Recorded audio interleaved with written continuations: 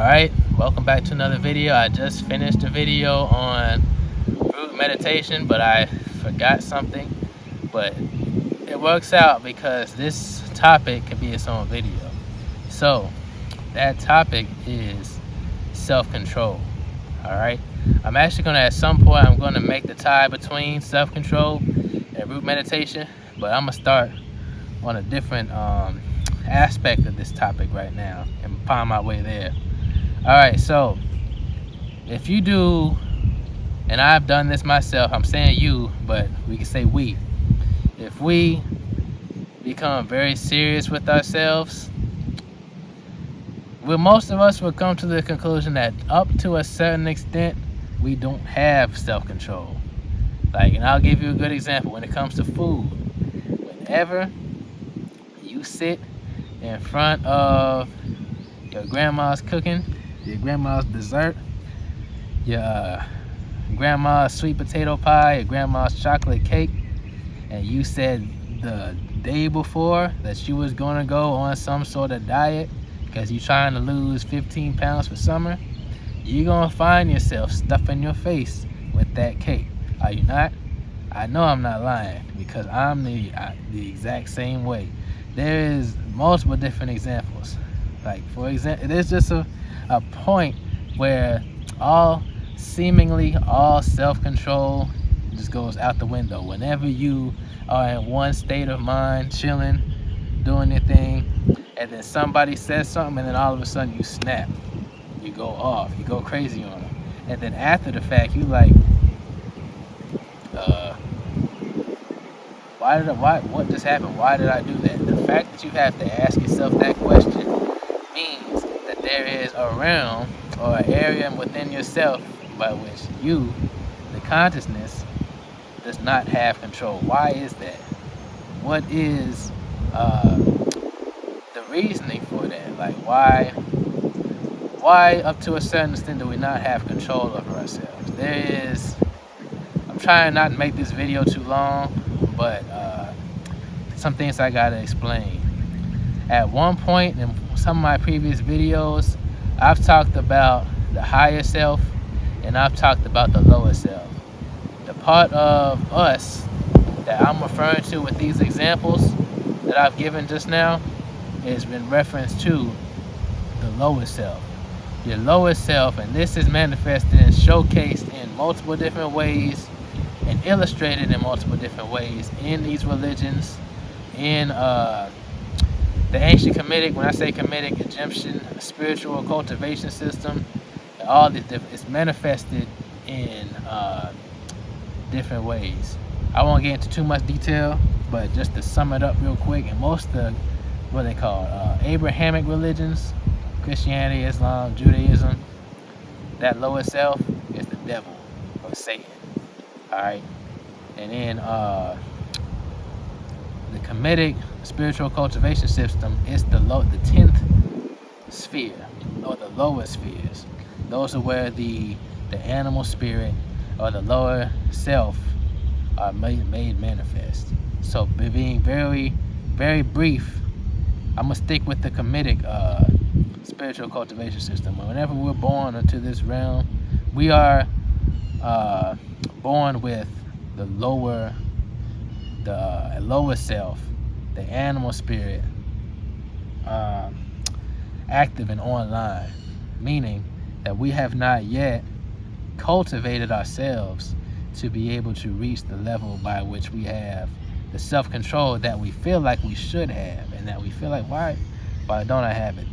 That's because it's a spiritual cultivation that is necessary, that we are tasked with whenever we are born to accomplish. It's a part of our natural process and our natural growth. There is something that keeps on, okay. Part of our natural growth. It's just a part of our natural timeline. If we are in a world where spiritual cultivation is a priority, this is not that world.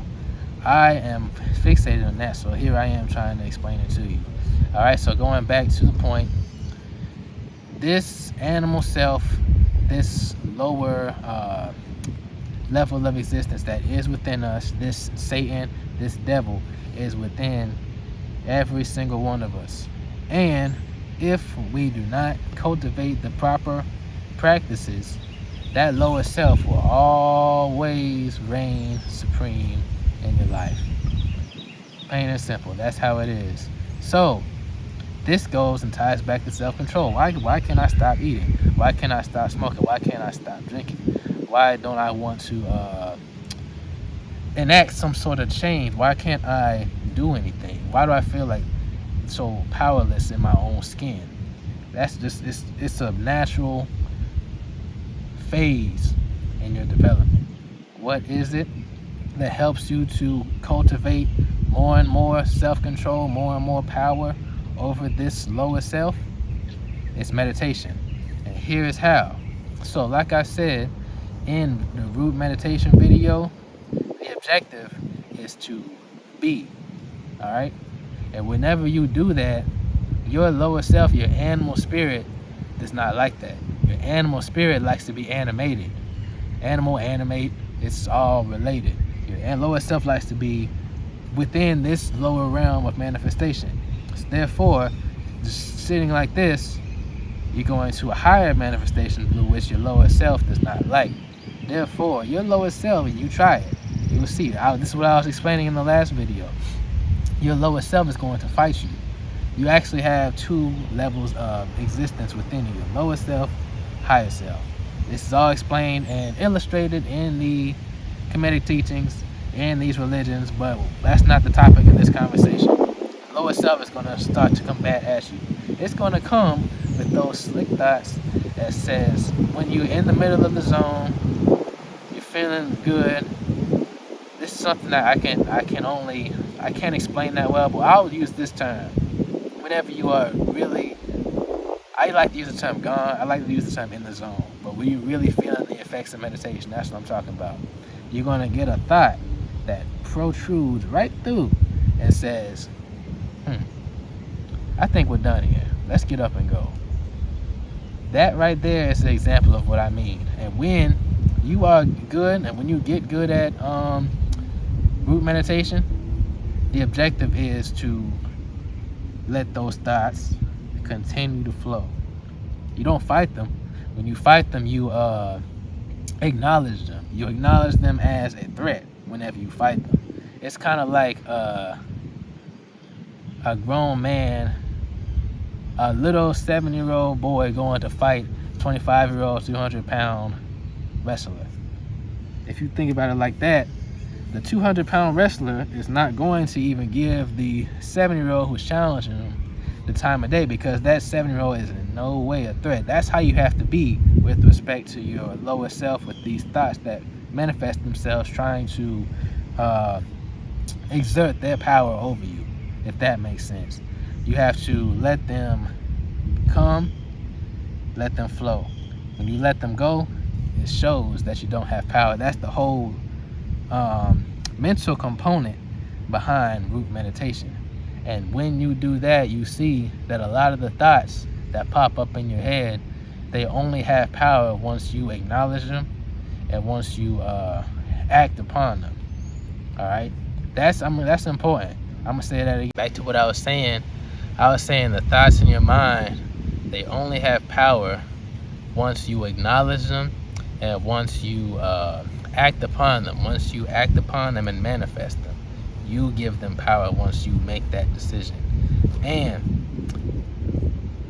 once you start to get in the habit of, once these random negative animal spirit like thoughts come to you, once you get into the habit of ignoring them, you see, all right, I don't have to do that. I don't have to eat as much as I eat. I don't have to smoke more. I have the spiritual power in order to overcome these vices that have made their way into my life. And that's another thing that comes with meditation. With meditation, the self-control. So whenever you do that, whenever you do all of this, you get that mental understanding and you gain the spiritual power. Because if you are in a hurdle and a rut within your own self and your own activity, it's because you're lacking in the spiritual power in order to overcome it. Spiritual power comes from the meditation. The more you do this, the more you overcome the voice of your lower self and rise into the voice of your higher self, you will see that your power is, your spiritual power develops, and that becomes manifest in multiple different ways. It manifests itself in the way that you live your life, the feats that you overcome. You'll see the vices that you once had, you overcome them easier. And that's because you have more spiritual power. All right? In order to manifest something that needs, in order to manifest the power to overcome a vice, you need to have some sort of spiritual practice. All right? So that's where I feel like I'm going to stop. Yeah, self-control is spiritual. All right, that's a good place to stop. Keep that in mind. It's spiritual. If you don't have spiritual power, you don't have self-control. All right. Thanks again for watching this video. Many more to come. Any more questions that you all have, feel free to reach out and ask them. Now I'll answer them in video form or in the class if you want to have a one-on-one class schedule. All right. Thanks again.